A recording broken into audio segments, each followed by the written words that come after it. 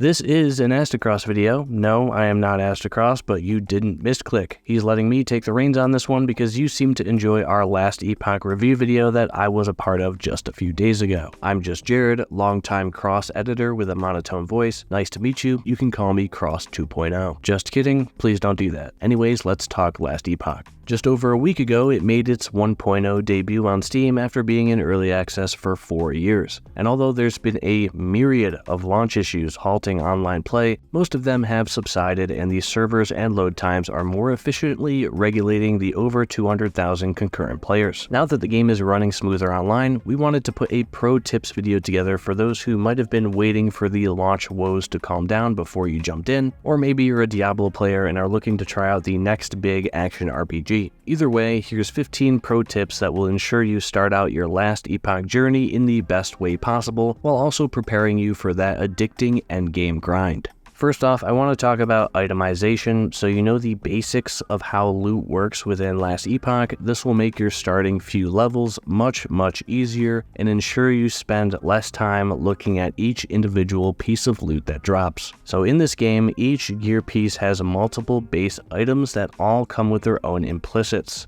These implicits never change. For example, all silver rings have increased movement speed. Doesn't matter if the silver ring is common, magic, rare, or a super high rarity, it'll always have a movement speed increase because that is the base silver ring implicit stat. The range of these implicits, however, do vary. So one silver ring might have a 6% movement speed increase while another has 8%. These implicits also include weapon damage and gear armor. So you might find a scepter early on in the game that has 13 melee damage and 3 spell damage or something. This is just an example, but finding that same base scepter at level 100 in the endgame will still have those same damage implicits no matter the rarity. What this means is that if you're someone who's coming from Diablo, for example, you won't be constantly swapping out gear because you find a duplicate scepter to yours, but it does like 4 extra damage or something. You aren't just equipping things with higher numbers in this game,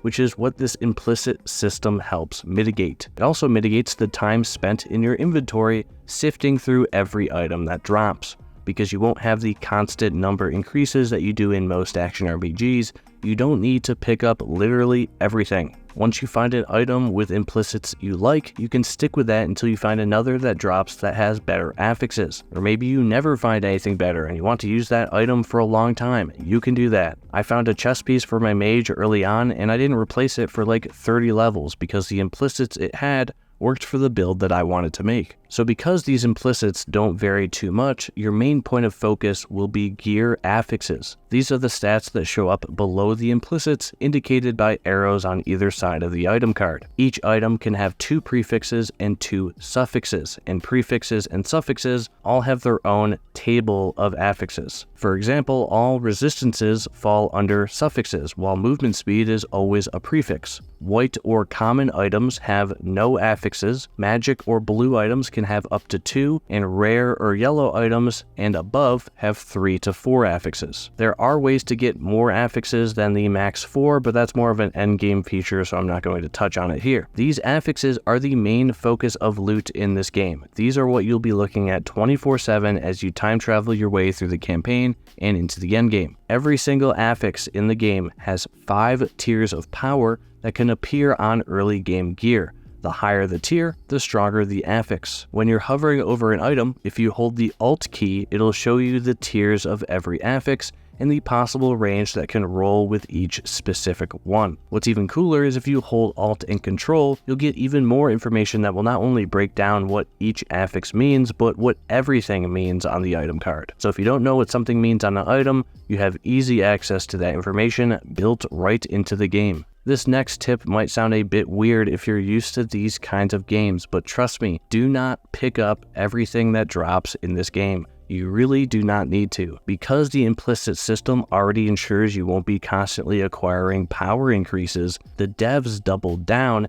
and made items sell for basically no gold to really drive it home that you shouldn't be vacuuming up every single item. Filling up your inventory with garbage loot and teleporting to town every minute to sell stuff is not going to benefit you here. This game is built so you don't have to do that. You'll get more than enough gold just from enemy drops. Just chuck what items you don't want onto the ground or just don't pick them up to begin with. To help you not pick up gear, go into your settings menu under gameplay and check the setting auto compare items. This way, anytime you hover over an item, even if it's still on the ground, it'll compare it to what you currently have equipped. This way you don't even have to pick things up to know if you want them. Yes, not picking up gear feels weird at first, but Last Epoch is at its best when you're out in the world experimenting with skills and mowing down hordes of enemies, not when you're at countless loading screens waiting to sell your inventory full of items for a measly 50 gold.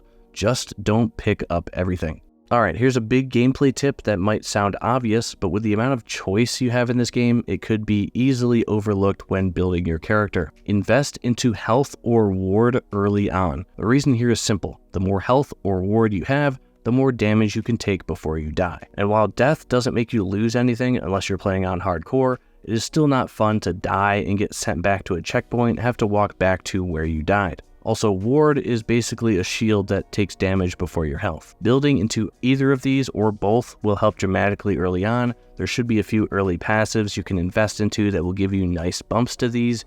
And if you eventually don't need the passives, you can always respec them when you no longer think you need the health or the ward increases that helped early on. Okay, let's talk skills. This is a big section.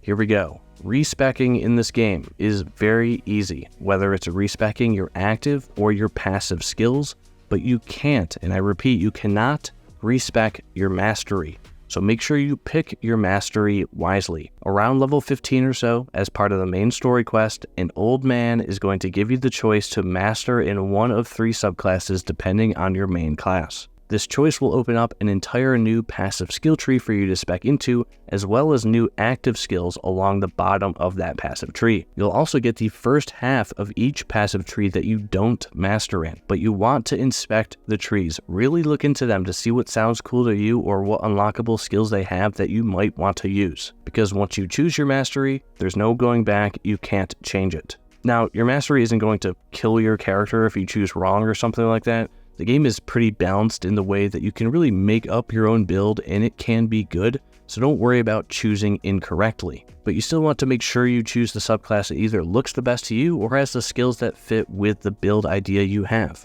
If you do have a build in mind, at any time you can open the passive or active skills and use the search bar at the top to search up any term to see what skills have what you're looking for. So if you're interested in making a cold spell mage, you can just search cold in the bar and it will highlight all skills that are cold related or could be turned into cold skills. There's literally search bars everywhere in this game. Definitely use them to find things or learn things. They're especially a big help when experimenting with build ideas and seeing what's possible. You can even pull out the game guide with G on keyboard. Here you can search any term and it'll give you a breakdown of what it is and what it means, no needing to go to Google or YouTube to figure out what things mean or how they work. One last thing on passive skills, don't be afraid of putting skills in your passive tree. Yes, there's lots of options once you choose a mastery, but you can always respec points via the brain icon vendor in towns. Also, don't be afraid to throw points around in all the trees. You don't need to hit the end of your mastery tree if there's nothing there that interests you or fits your build.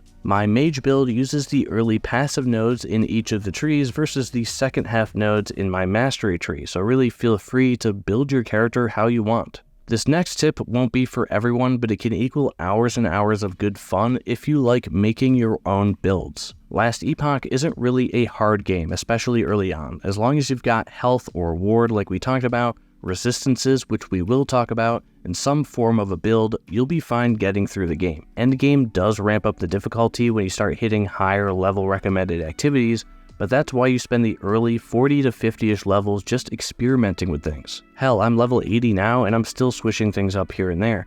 The active skill respecking is pretty forgiving and doesn't cost any gold. It will cost specialization points, but it's easy to get those back as you play. Arguably the best part of Last Epoch is the amount of skill customization you have at your disposal. Roughly 25 skills, each with their own skill tree per class, is a lot. So mess around with stuff. Don't feel like once you've specialized and have gotten like 10 points into a skill that you're stuck with it. I've lost track of how many times I swapped out skills to get my build where it is at now. I changed the skill my build was initially built around because I stumbled upon a cool skill combination from just messing around with things. And I've already moved on from that to something else I found, all while keeping my main build fantasy the same. I wanted to do an Ice Mage from the beginning, and even though I've switched out tons of skills and passives and have had multiple versions of an Ice Mage, I haven't completely left that original build fantasy. If you aren't the type of player who likes to make their own builds, and you just prefer to follow a build guide or something like that, I totally get it. But for everyone out there who is a build enthusiast, this is the perfect game for you. You've got tons of variety to make multiple versions of different builds, the different subclasses, skills that can combo into each other, and that's all without factoring in any kind of gear you might find that alters those skills. So mess around while you play, you might find something dope that you stick with into the endgame.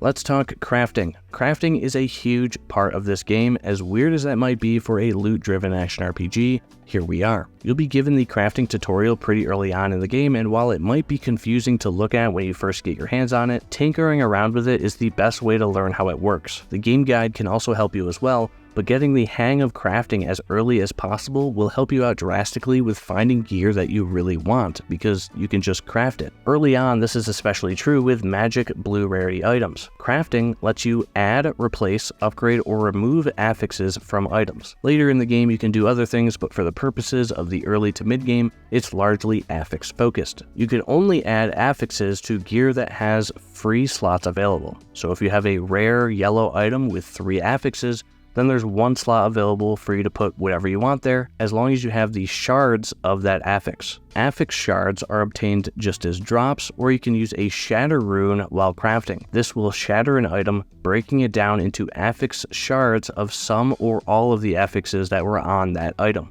With this system in mind, for an example, let's say you want increased void damage on a sword, but don't have the void damage affix shards. If you find a different item with the void damage affix, you can shatter it to obtain those shards, then fill the free slot on your sword with that void damage affix, essentially moving the void damage from one item to another. But you also have to keep in mind the forging potential of each item. This number indicates how much you can craft with said item. Once it reaches 0, you can no longer craft with it. The reason why we recommend crafting early is because let's say you find a blue item that has 2 affixes you like. You can easily add 2 more affixes to its free slots, so you have an item with 4 good affixes, one that you might hold on to for a long time and could be a good power boost or defense boost, especially early on. And once again, because implicits don't drastically change, you don't need to be worried about your crafted item being replaced soon after it's made. As you play and as you start to learn what affixes you want on gear,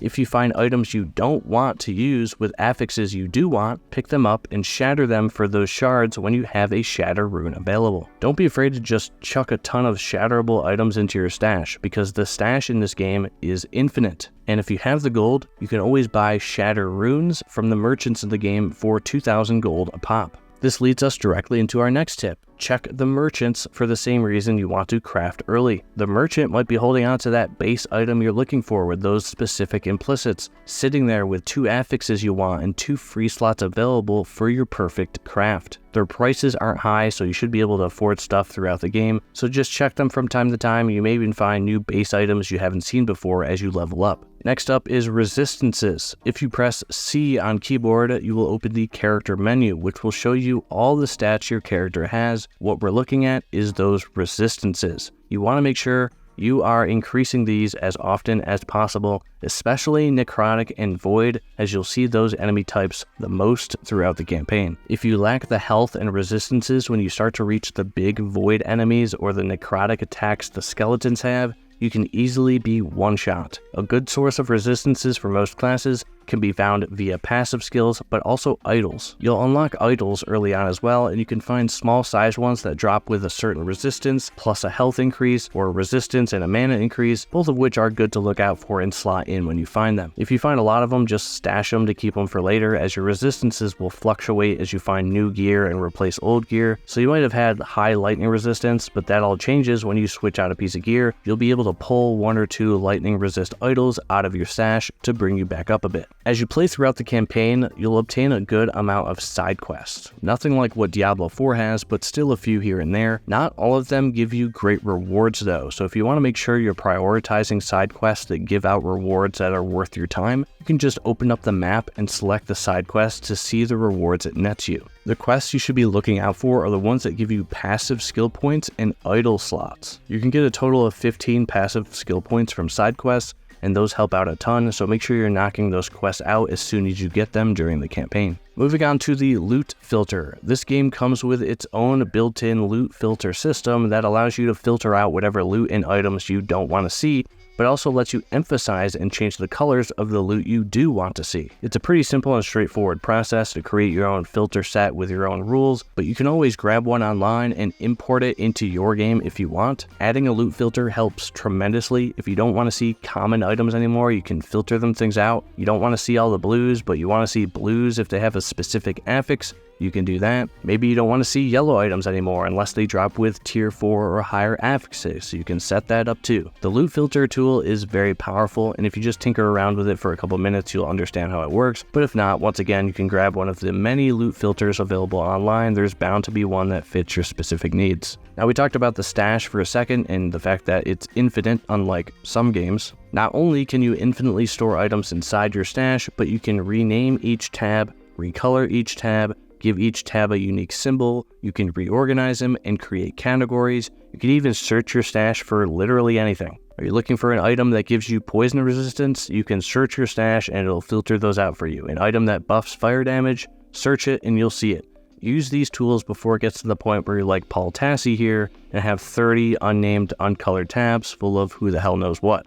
Now we're going to touch on some later game tips, starting with the factions. Once you get to a certain part of the campaign, you'll be given the option to choose between two factions, the Merchants Guild and the Circle of Fortune. The Merchants Guild will give you access to the Bazaar, where you can buy and sell loot from other players. The Circle of Fortune will give you access to the Observatory, a place where you can spend a currency called Favor on constellations to focus specific loot drops. Let's say you want to find unique belts or specific types of idols. You can use this system combined with the lenses you purchase from the vendor to better prioritize and find these items. Each constellation works the same way. You have a target, an activity, and a reward. So you might have to kill 7 rare enemies in monoliths for 2 unique helmets, for example, or kill 2 bosses within the arena to get 4 set boots. Each of these constellations cost varying amounts of favor, which is just earned from killing enemies and completing quests. The reason I'm bringing this up is because these constellation rewards can really stack up. Over time, you might find yourself with 4 or 5 constellations that require you to kill the same enemy,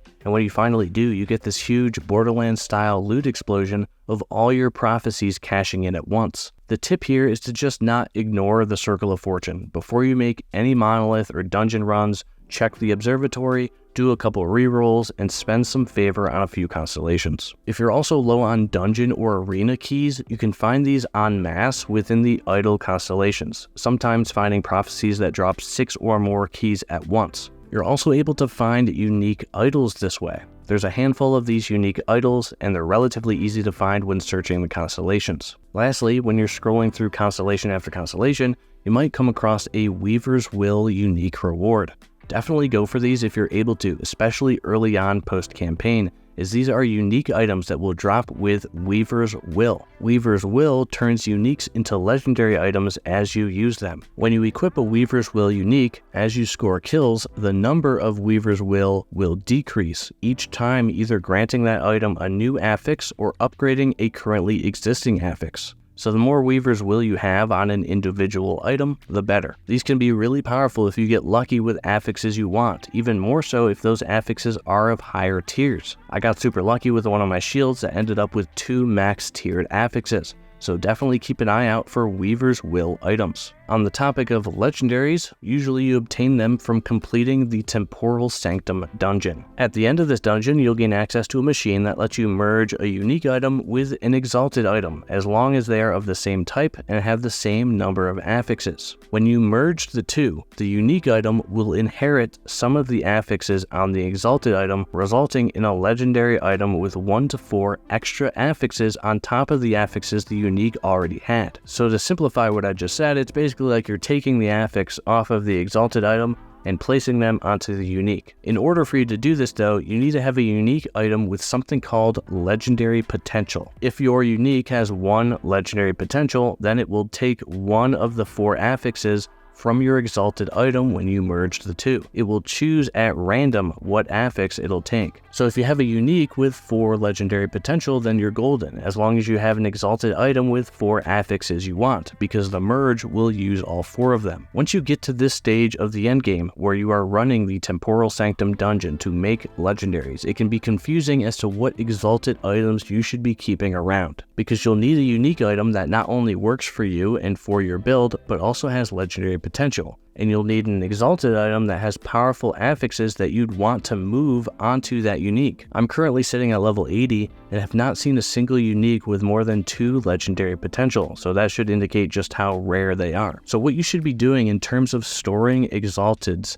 is keeping the ones that have 3 or 4 affixes that you like. Because let's say you finally get that unique that you've been searching for, and it just has 1 legendary potential, only to merge it with an exalted item that has just 1 affix you like. You've only got 25% chance in actually getting that affix. So you want to keep an eye out and store the exalted items that have at least 2 affixes you'd want on a potential legendary craft. If there's at least 2, you can always craft and upgrade a 3rd and possibly a 4th affix before you merge it into a unique. Don't just store literally every exalted item you find. You will regret doing that. You will have hundreds and hundreds of them. You'll be sifting through them every time you want to craft a legendary. I probably keep like 20% of the ones that drop and either sell the rest or just leave them on the ground. What's especially cool in my opinion when it comes to legendaries, past the already cool merging mechanic, is the ability to make legendary items for your new characters. When you start a new character in this game, you have to go through the campaign again. In order to speed this process up, you can give the legendaries you craft to your new characters, as they don't always have that high of a level requirement. Maybe you found a good legendary potential unique bow that sounds dope. You can craft it into a legendary and transfer it to your rogue when you start one. This also encourages you to try out new classes, because you can make something really powerful and give it to a newer character to have early on. And on a quick semi-side note, there's also shortcuts on the map that will let you speed through certain sections of the campaign,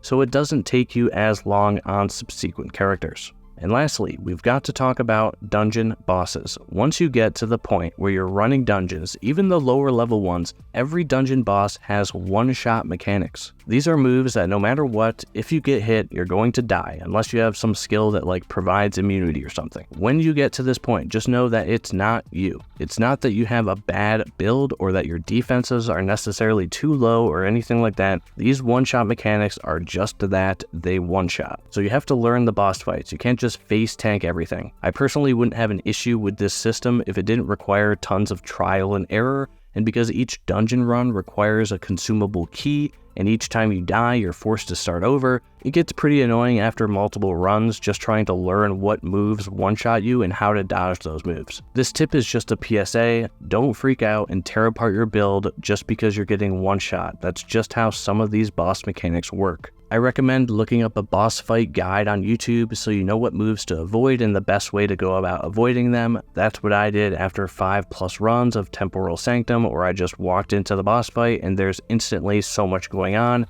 that all of a sudden I'm dead, I'm flabbergasted, I'm angry, my mouth agape, I'm punching my desk. Don't be like me, just look up the boss mechanics. Alright, these are far from all the tips I could give you guys, but in order to not be here for a decade or longer, I'm going to call it there. There's a good mix of early to mid to end game tips here that I think all players can learn from. If there's any other tips that you have that you'd like to share, drop them down in the comments, help out your fellow Last Epoch enjoyers. I'm going to head out and get back to playing. Thanks for watching, and as always, slap that like button like your mama told you right.